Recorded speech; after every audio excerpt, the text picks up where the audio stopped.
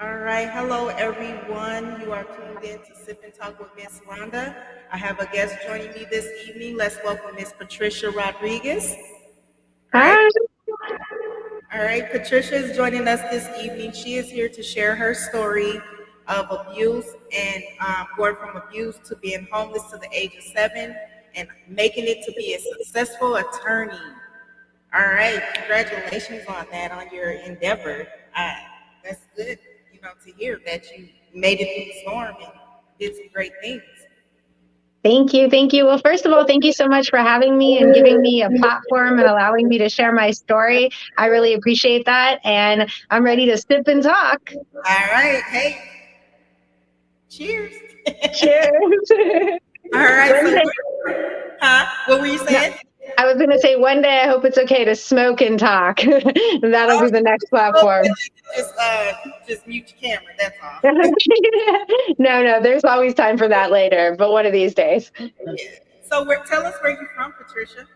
So I was born and raised my whole life in Los Angeles, California. I'm a native person from LA, which is really odd to hear because most people are transplants. But outside of law school and a few years I spent in Arizona with family, born and bred right here in LA. Okay. All right. And how old are you? Oh no, would we talk about that here? No, I'm 38, but actually what's really fascinating is I'm 38, but I'm actually 9.5 because I was born on February 29th. So Oh, I only get a birthday once every 4 years. So I've had 9 real birthdays and I'm in the middle. And when I turn 40, I'll be 10. okay. That's neat to hear. Neat to My hear. fiance always says, like, don't tell people that. I don't want you to be So talking about I'm dating a 10-year-old. does it have something to do with leap year? Yeah. I was born on leap year on February 29th. So it just comes once every 4 years. So I get to celebrate real big on those dates. And when we were little, since we were pretty poor or really poor, my older brother was born on February 27th, which is like, 2 days before my non existent birthday. So my mom would put our birthdays together. So then she'd only have to come up with money for like one birthday party. And, but we got so conditioned and so used to it that as we got older and became adults, my brother like reaches out to me to like have our birthdays together and like celebrate together. He's like, you can have a day, you can share my day. All right. Hello, Melinda. Hello, Stacy. Thank you for tuning in. So, do you have any kids? I don't have any children, and that hasn't been my path. But I think of my law firm as my 12-year-old. It's 12 years old, and so that's like my child. I tell people when I bring them on to work for me, like I'm giving you my baby to hold. Like don't drop my child. So it's like a child to me. Okay. So, you said that you suffered some abuse and there was some addiction with your mom. Do you want to go into that? Yeah. Like it's a very triumphant story. So it's one that I love to share. But yeah, my mom actually ran away when she was 13, and she had my sister at 15, my brother at 18, me at 21, and that wasn't through like choice really. That was more like out of necessity under the circumstances. How she supported herself, and so she had children out of that, which was an interesting way to like come into the world. Because my mom's a lesbian, and so it's like a fascinating experience to like be raised by lesbians, but have been born from a natural birth from my mother. My father was much, much older. He was like 73 when my mom had me. And so he passed when I was very young. And I think that definitely like affected, my kind of perception of different things.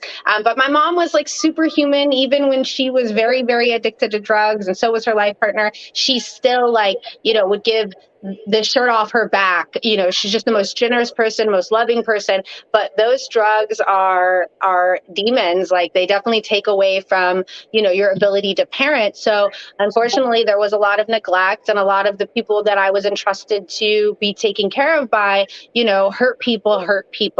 And I think poverty definitely breeds abuse.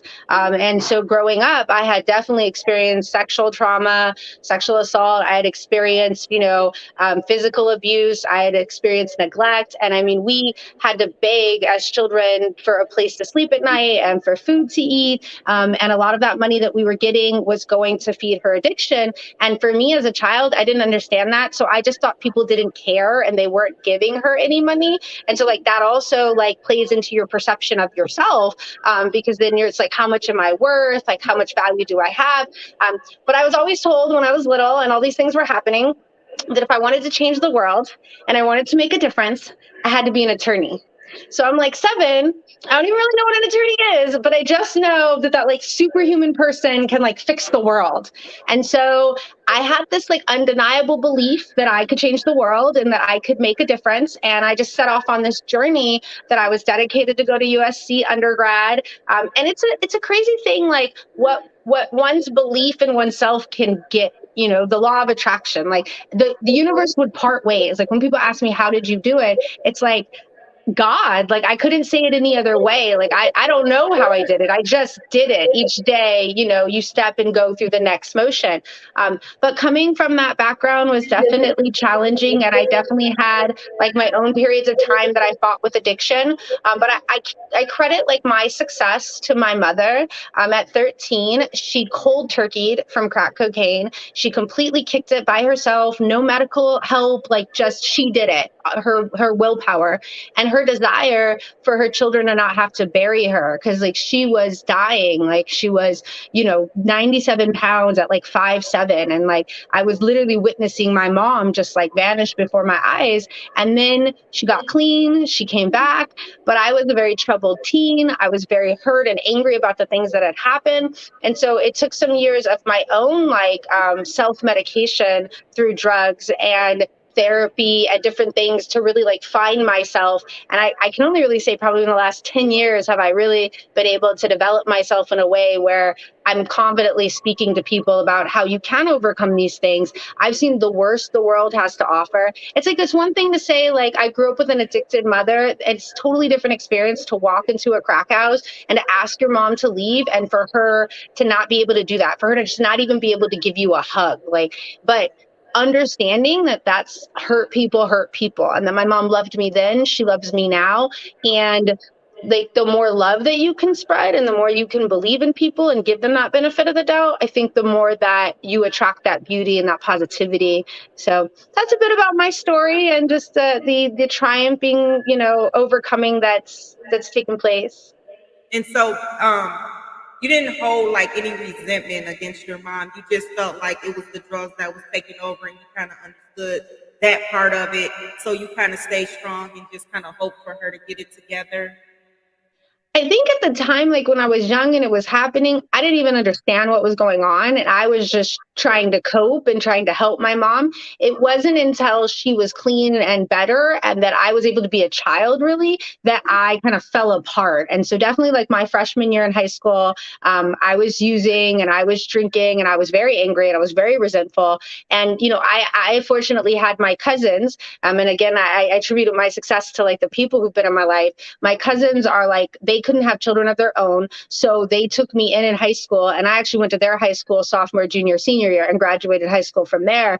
And I think that allowed me like the space to heal, and to realize that like it's just generations of trauma. Like my mother is Mexican and Caucasian, and my father is Black, even though I don't look that way. And literally my biological parents. And so all of my brothers and siblings are mixed, are Black and white, and they look mixed. And so they had a very different upbringing, very different life like experience than I did. And I think my mother, as a Hispanic woman with the last name Rodriguez, and she only went to like the 7th grade, her abilities and I don't resent her at all at this stage in my life. Like she owns a little piece of property in Kingman, Arizona. And to anybody else, it might not look like much, but from where she came from, like she has overcome so much to have a daughter who owns her own law firm, first generation, college student and law student. And my sister went to college and is like a school teacher now. So I just think that, given where we came from, we've made the absolute best of it. But I really wish, it wasn't like this, where you didn't have to make the the best of a really bad situation where there is money going to people that are in situations like my mother, so they don't have to stay in abusive relationships in order to survive, and other people don't either. So if there were more resources, I think, allocated to the inner cities and to the youth, I don't think we'd see as much abuse if there wasn't as much poverty. I agree. And so, where did the abuse? What was the abuse? What type of abuse took place? Well, yeah, I mean, without going into like graphic details, like at 6, like I was sexually assaulted for like a year. And, outside of that, like there was a lot of physical violence. And it just, I wouldn't name names, that's not my style. But for my mother, it was more neglect, and I think that just when people are using, they're not paying attention to children. And when you're not paying attention, like bad things can happen. And so then you went off to, you graduated from high school, you went off to college. You first went to college in, was it Philadelphia? So I went to college at USC undergrad, and then I went to Temple Law School in Philadelphia, and I actually got to study abroad for a semester in Japan. And my mom got to come to Philadelphia and like watch me walk the stage at Temple, and she got to watch me walk the stage at USC. Part of the reason I like wanted to go to SC so bad was because when I was little, growing up in South Central on like 47th and Broadway, it's very close, and so I would be on like my rollerblades and like just kind of trying to get away from everything, and I would go up there and be on that campus. And I was like, one day I'm going to go here. So then one day, I was there, and that was really cool. Okay, so you have a Bachelor of Science Business Administration with concentration. Can you tell us a little bit about that? Well, I didn't know for sure if I was going to be a lawyer. And I thought if I wasn't going to be a lawyer, I wanted to be really versatile and be able to do kind of whatever business I wanted to do. And if I was going to be a lawyer and I opened my own practice, it would be really helpful to have a business degree and to know how to run a business. I had a concentration in marketing, advertising, and communications. And I can say like 12 years into owning my own practice, I literally just don't know how I would have done it without that education. And I really commend people who don't have that undergrad degree, who have philosophy, for instance, and can run a business, because there's just so many parts to it: accounts receivable, accounts payable. Like, I'm sure like it's just like, expenses on expenses. So, and that's just like one aspect. It's like, how are you going to generate leads? Like, how are you going to close the leads? How are you going to manage your team? And then despite all that education and learning how to be a lawyer, there's nothing that really prepares you for being in the business one day and being responsible. Like, we have upwards of like 120,000 in expenses a month. That's like some people's salary a year, and there's a expectation for me that I'm not ever going to buckle under that pressure. There's an expectation for me that I'm not ever going to buckle under the pressure of having 100 cases or 100 people, that are relying on me. And I think like I was built for this. Like, I think the universe made me capable of this, because when I was little, right, I had to go to school on my own without much supervision or prompting, get up at 7, walk to school by myself, come home at 3. Then we would get on a bus. We'd travel from South Central to downtown LA, and downtown LA to Hollywood. We then panhandle all night, some nights walking that entire time. 2 a.m, we'd come back that same route. I'd get maybe 2 or 3 hours of sleep and have to do it all over again. So I've kind of been used to working 2 jobs since I was 10. So the pressure, and when you've gone through the things I've gone through, like whatever goes on in my practice, it's never that serious. Like, it sucks. Like, there might be problems, but I'm not where I was. Like, I've seen like what life can really be like for some people, that like, I'm just happy to show up every day. I'm just happy to be here. Yeah, you're very blessed. You are. All right. And so your law firm, it's criminal defense, it's civil, family, and personal injury, right?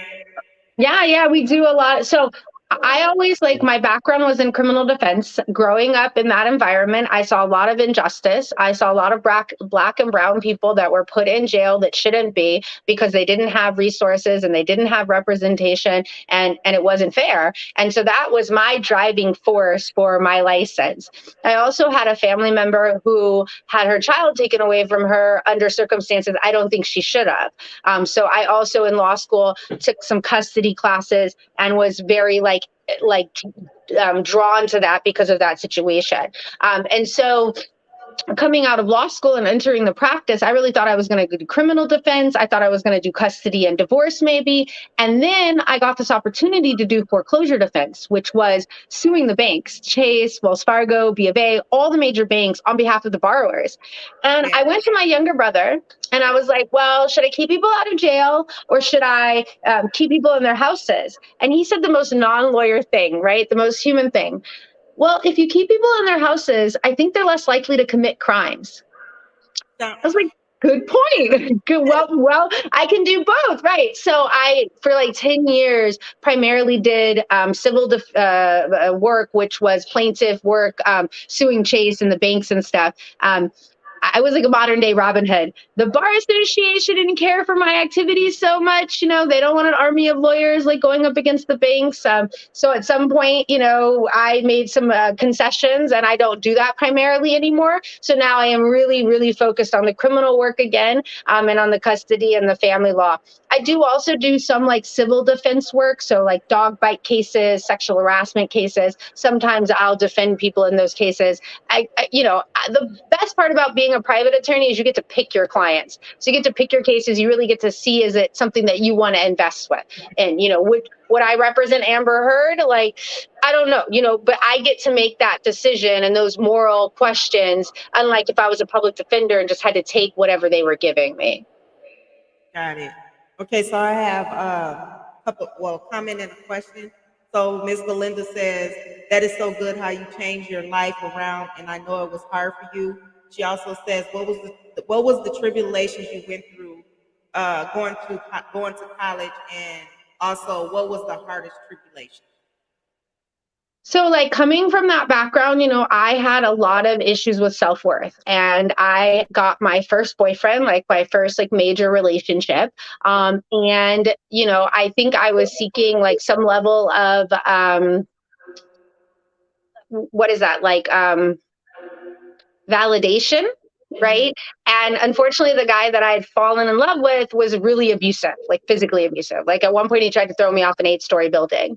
And as I was up there and I was hysterical and I was crying, and he'd hit me a couple of times, so I was semi unconscious.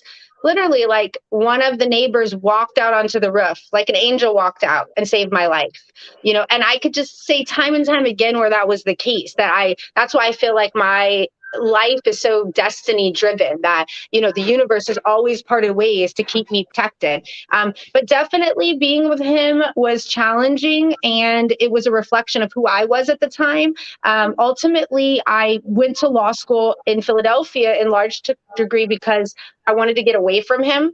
So even though we moved across the country together and he was there, the first time he hit me, I sent him back. And I knew that that separation and that distance between us would allow me the time to heal and to get better and to never allow that again. And so I did. So like December 16th, 2008, I left him, and I've never been in an abusive relationship like that again. And I think that was like a very defining relationship for me, a very defining time in my life. And I'm just like grateful for making it out alive and surviving that too. And just realizing that I didn't have to suffer that way, that I didn't deserve that, that despite whatever I'd gone through as a child or experienced, that wasn't, I didn't want to repeat that. I didn't want to just be another chain in the cycle. I wanted to break the chains. And I feel like I did that in leaving him.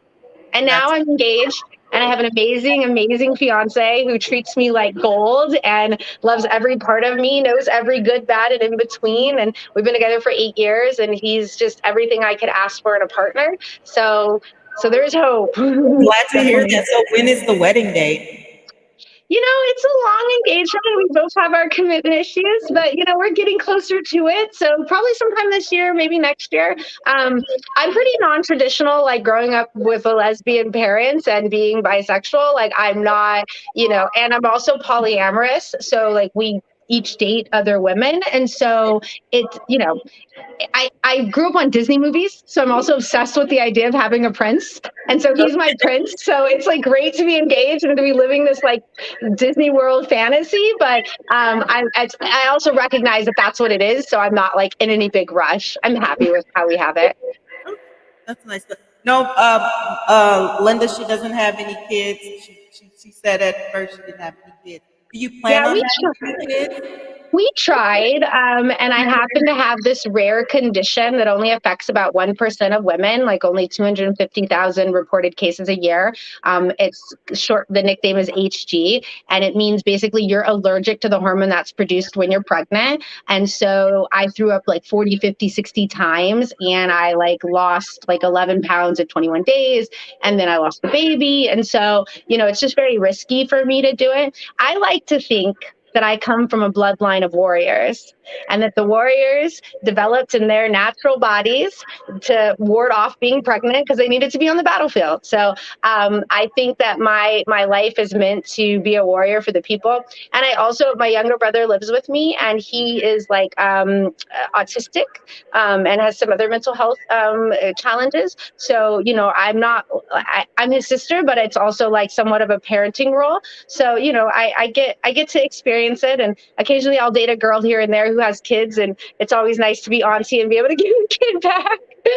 But I thought motherhood was definitely a part of this life's journey. But I've settled into understanding that everything can be what you want it to be. Like it's just a thought that became a belief that became my reality, that like I have to be a mom to be satisfied.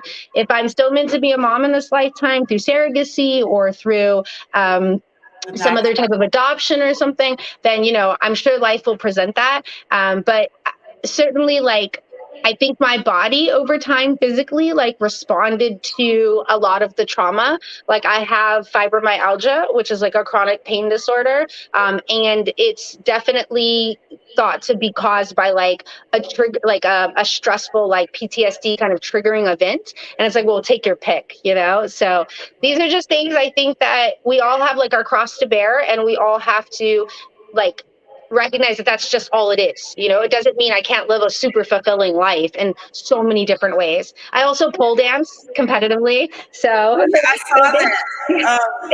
Like, do you just pole dance, or have you ever, like worked in the strip club?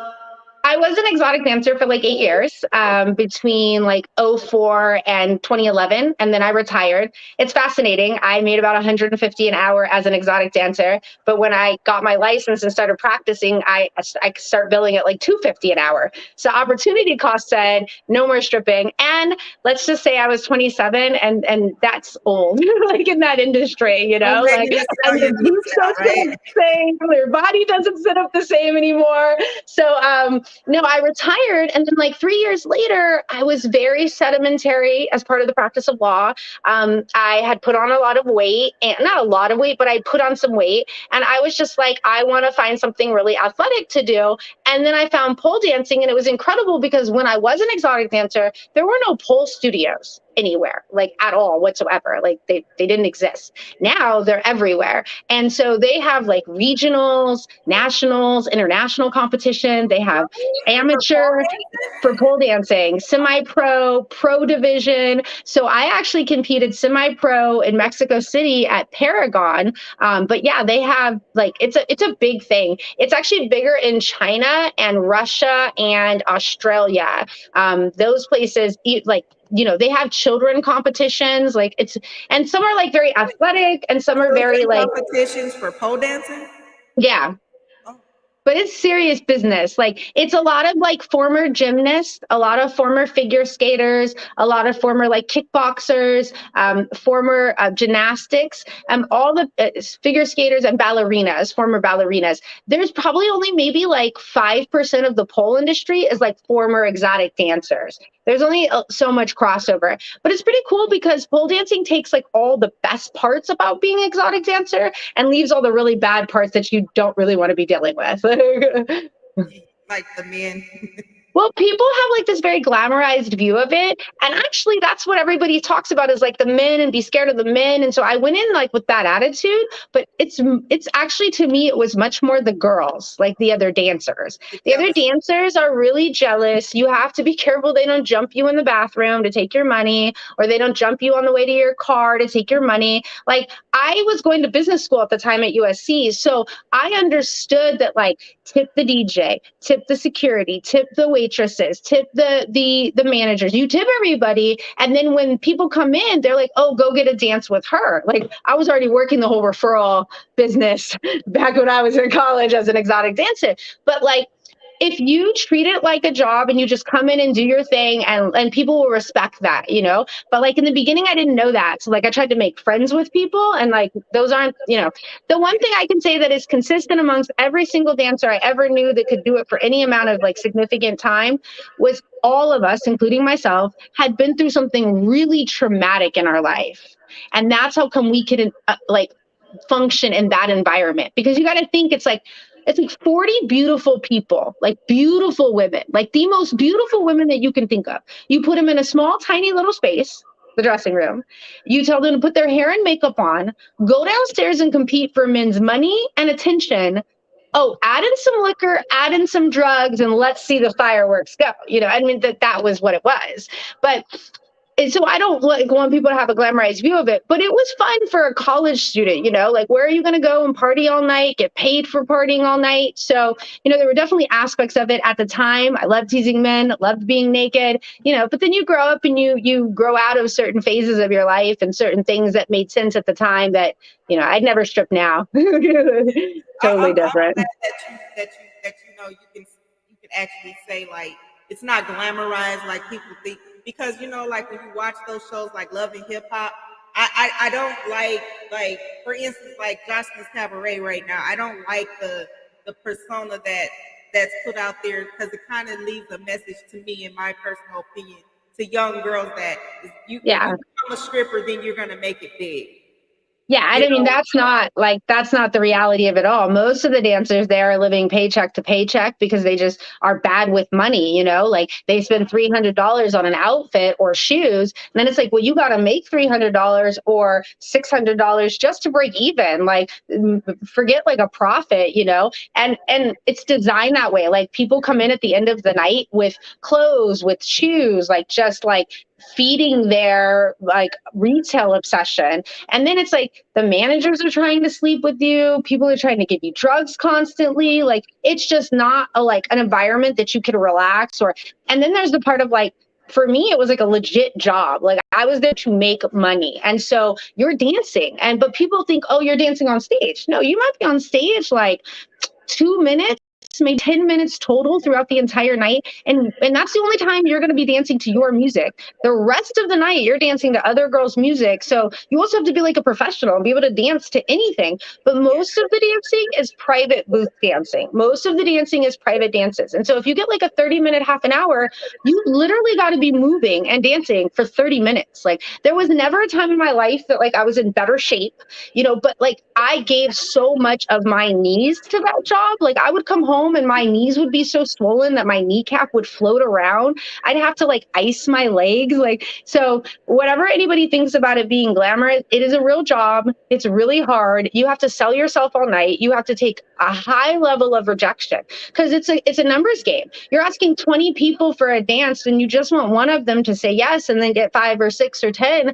But that's 19 no's. And the no's are you. Like you are the product. So I can't say there was a time in my life where I wasn't more like taken care of. Like my nails were always fitted, my hair was always on point, my roots were never showing, you know, like every part of you, your look has to be perfect. And so there's also like a level of like insecurity that's bred out of that. And this was the same time that I was like in that abusive relationship. So it all kind of made sense. It all kind of went hand to hand. But as I got out of the abusive relationship, as I got out of the industry, like it all was for the better. Like, I'm glad I had an out. If anybody ever gets into exotic dancing, like, I hope and would want for them to have an out, because it's not To a basically career. just use Like, it as a stepping stone to get to the next level to, yeah, yeah, yeah. process. Yeah. So Miss Melinda says, what is the most money you got from basically dancing? So, I mean, there were nights I walked out with like $1,000 after like 2 hours of work. I mean, there was some legit, and to be clear, like, every dancer is different, but like, I never did anything extra. Like, I wasn't there for anything but to dance, and most of the time it was air dances, depending on the circumstances. Maybe my stomach or my legs were being touched, but like, so everybody has like what they're comfortable with and what's not okay for them. But for me, like, $300-400 consistently every night was like a good night. Like, it's not like, especially when you're only working 2 or 3 hours, like I said, at $125 an hour. And this isn't something that required, me to have my education. This wasn't something, this was something that I was doing at 18 and a half. But was I making $125 at 18 and a half? Probably not. I probably was making somewhere around 50, and it took time to like understand, like, what clothes should I wear? Like, what heels should I wear? Like, the first time I danced, I had the wrong heels on, and so my feet got sweaty. And so by the end of the dance, my shoes were like around my ankles, and I was like waddling off stage, like, So there's lots of like fails in all of that. I never learned how to climb the pole or do like any upside down or like pole tricks before I quit stripping and became a pole dancer. And it's because, you show up at like 8 or 9 p.m. for the strip club, and there's customers there already. Like, and they're paying you to like practice on the pole and to like see you mess up. And like, so no, you're legit getting out there and doing whatever stage that you would always do, probably the same one you do every night, multiple times a night.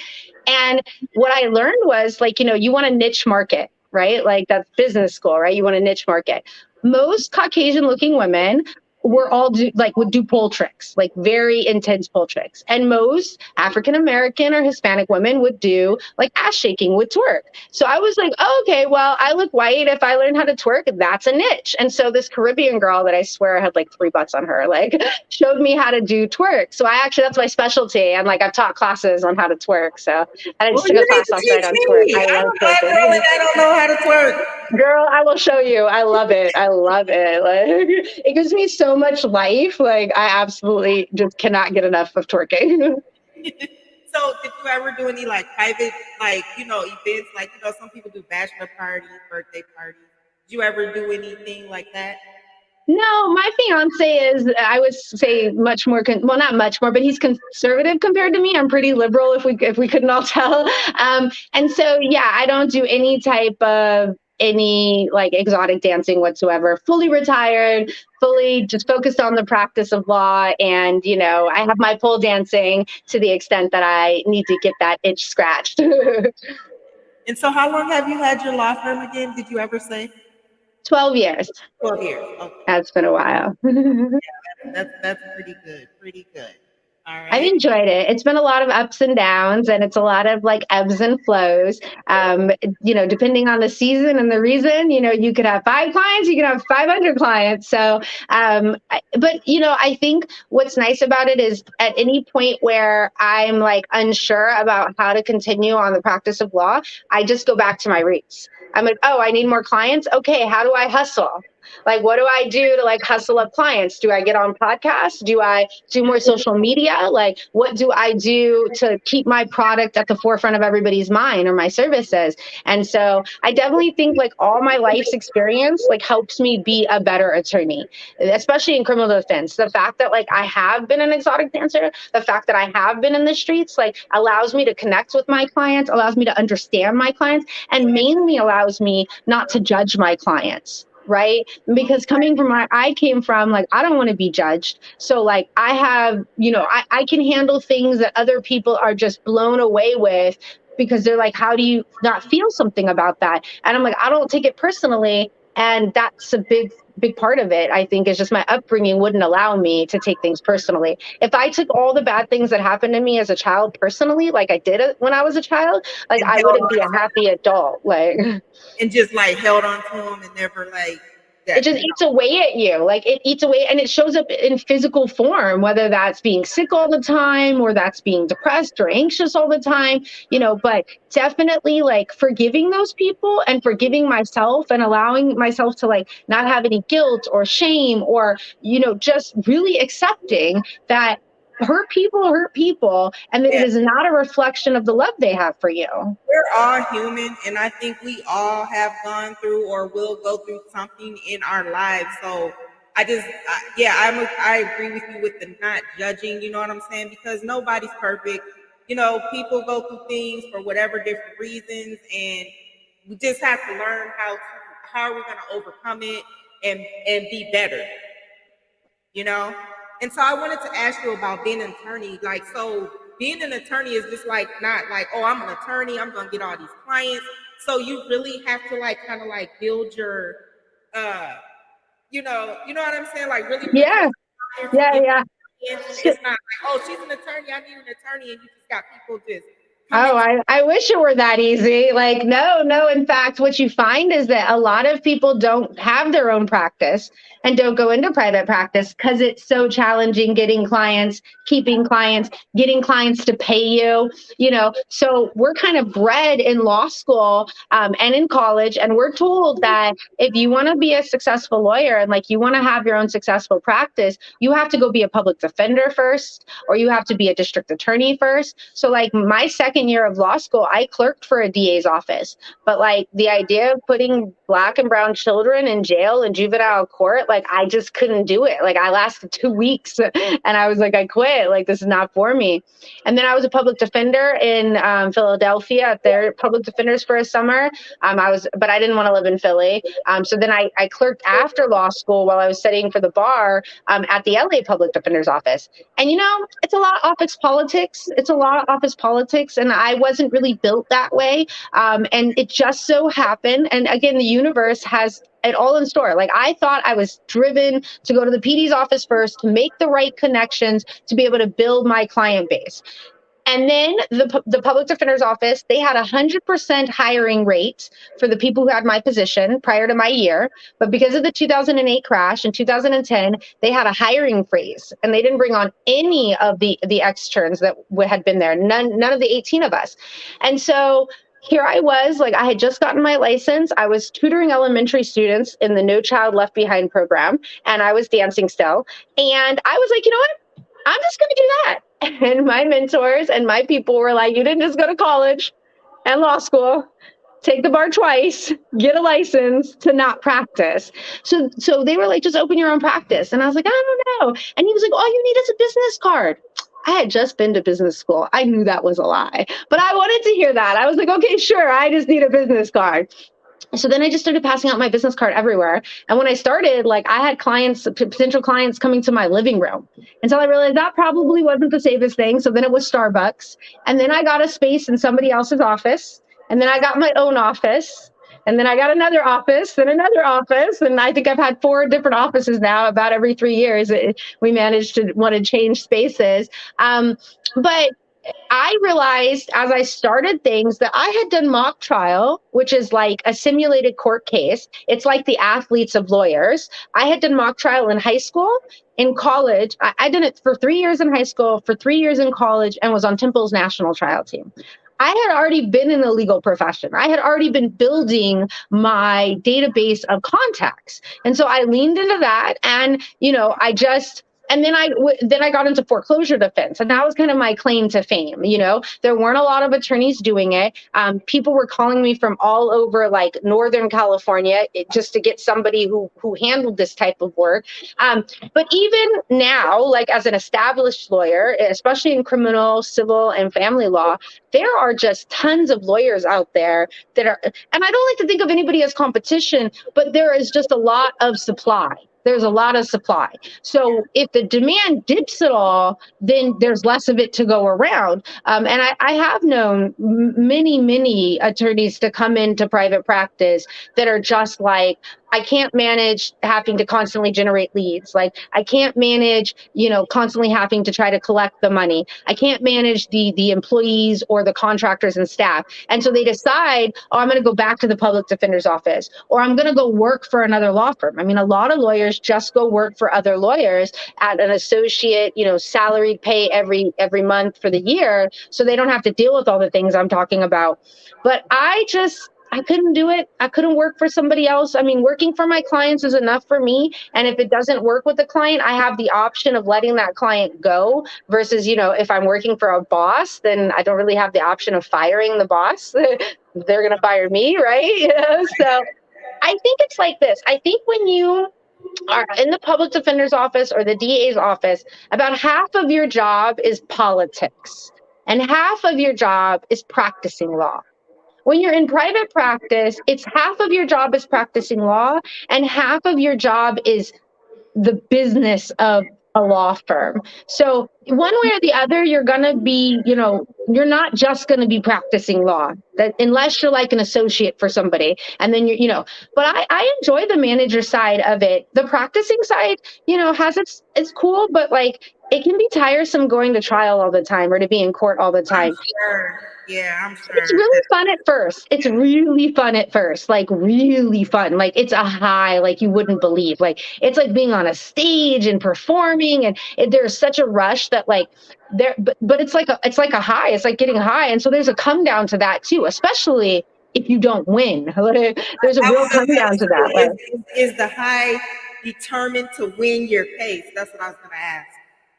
yeah, that's part of the high for sure. And then part of the high is just like you're so on, like your mind is as sharp as it humanly possibly can be. You've eaten the biggest breakfast, you've got your paperwork prepared, and it's where I thrive the most because like my ancestors were hunters, and so like I have ADHD, but I use it to my benefit. And in the context of a courtroom, I might not be the best person to be able to focus on one thing at one time, but I can see everything happening at the same time.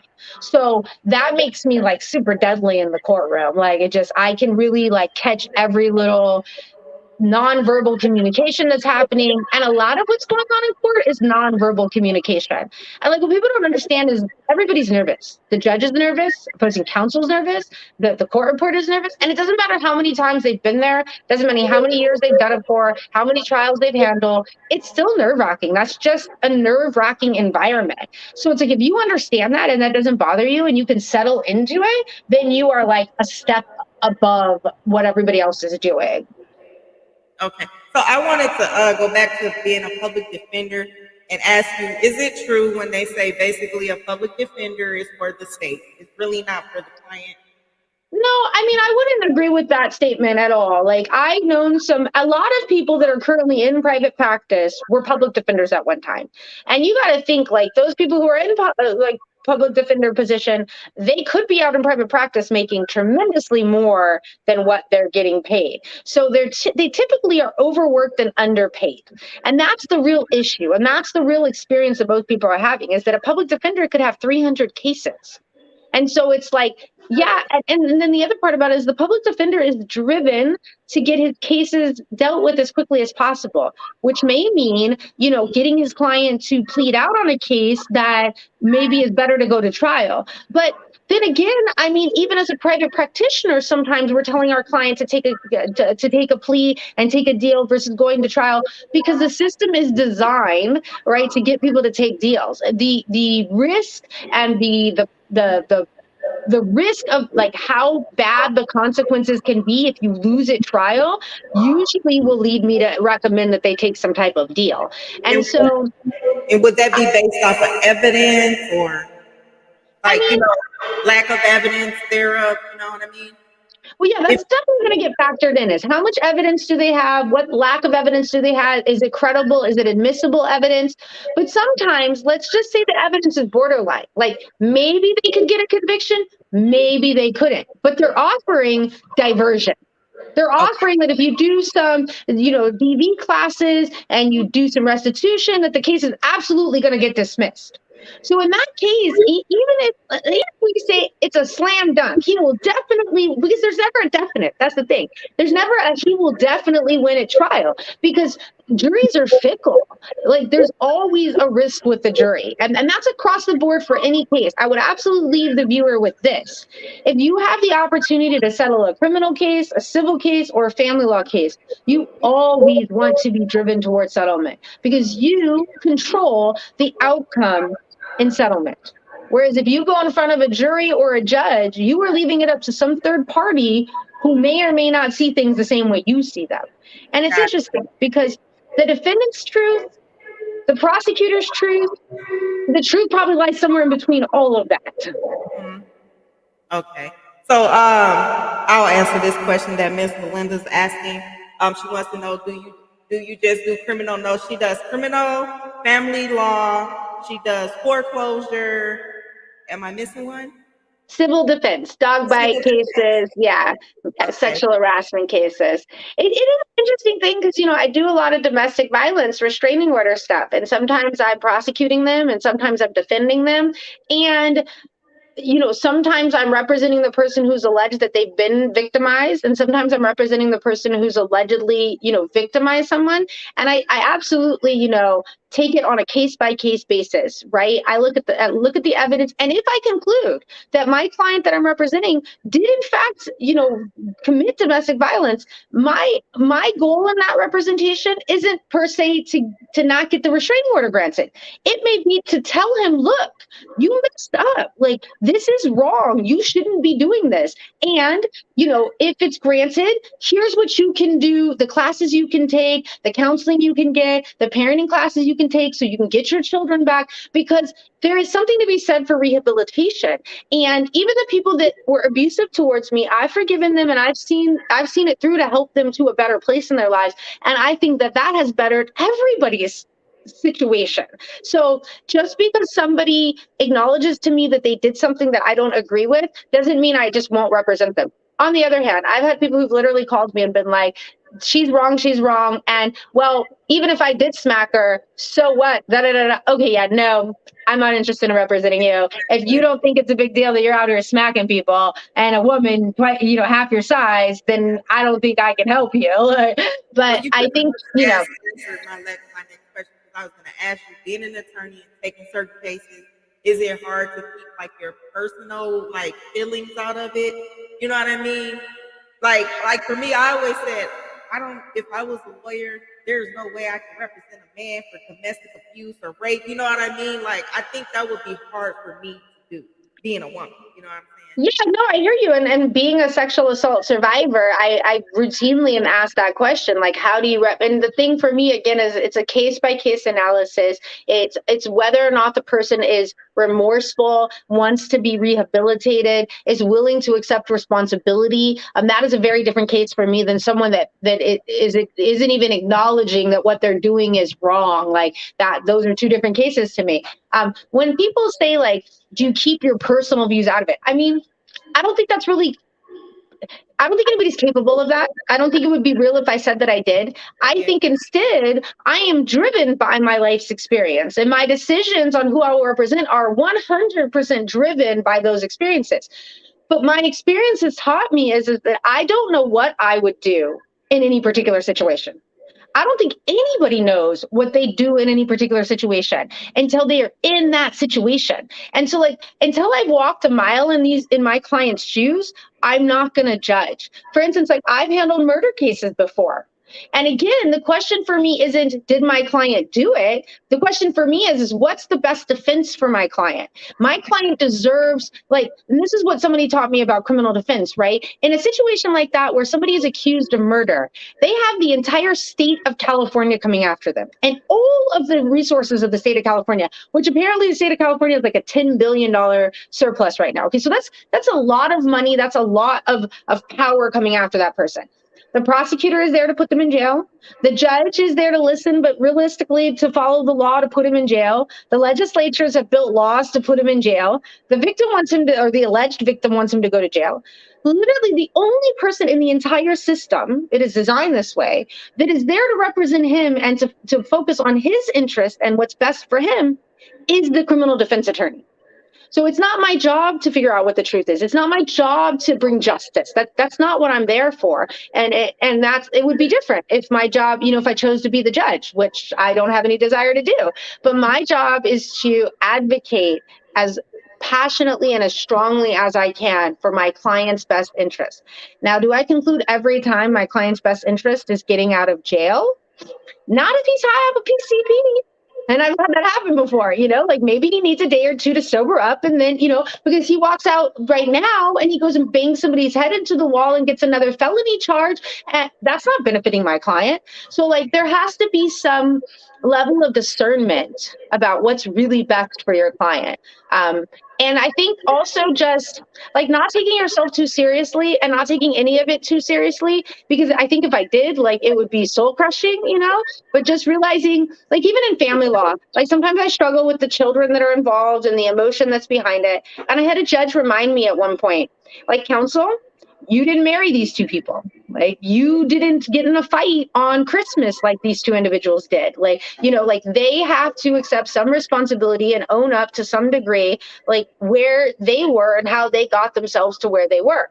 Now, my job as their attorney is to do everything I can. Like, the effort that my staff and I put in, is incomparable to anybody else. We'll put the effort in, but ultimately, like, the universe is going to determine how that all shakes out and what the next steps are.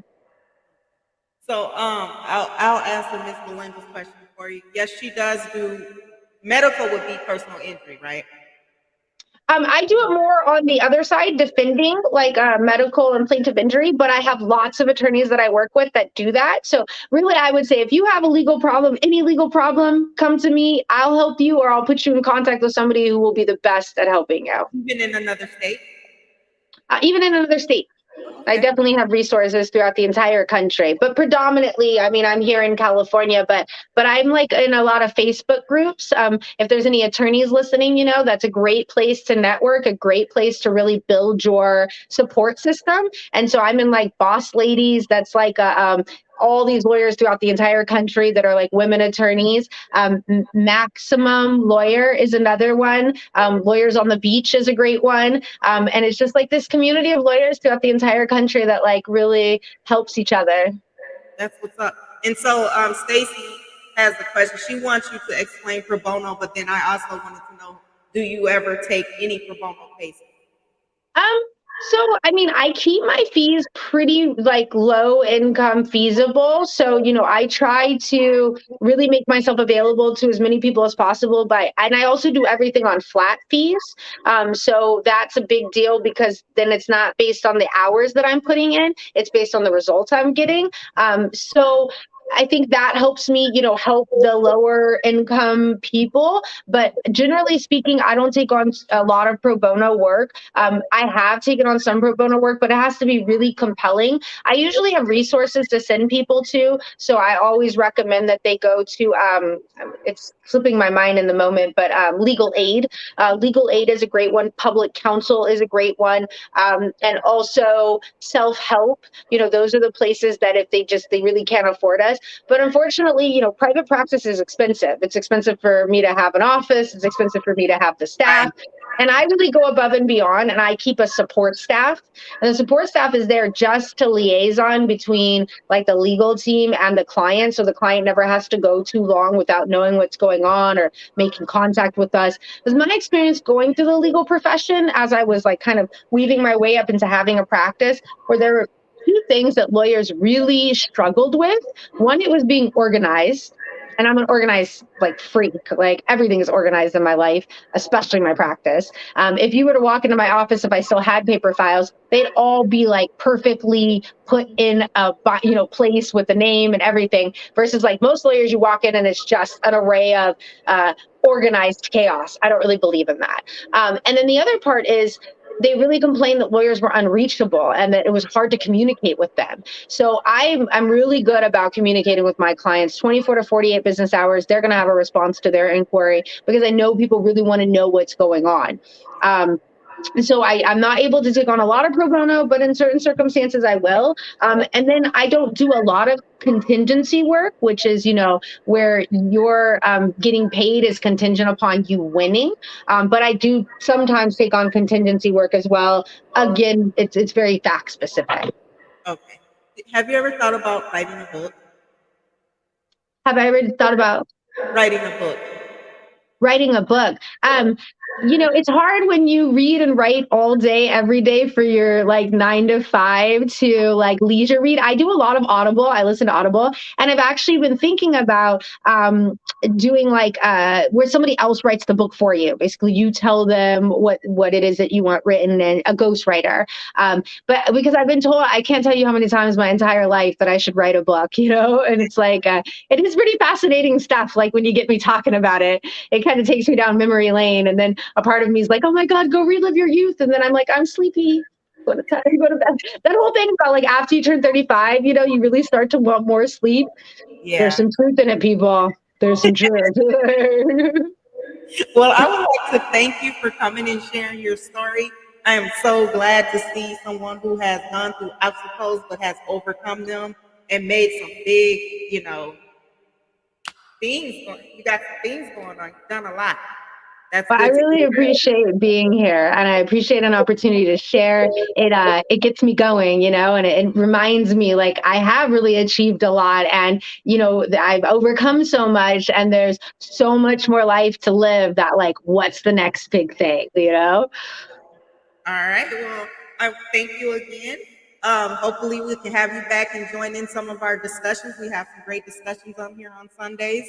So you have a good night, Patricia. Okay, great. Thanks so much. Bye, Miss Thank you guys Londa. for tuning Thank in and you. sharing your opinions and questions. You guys have a good night as well.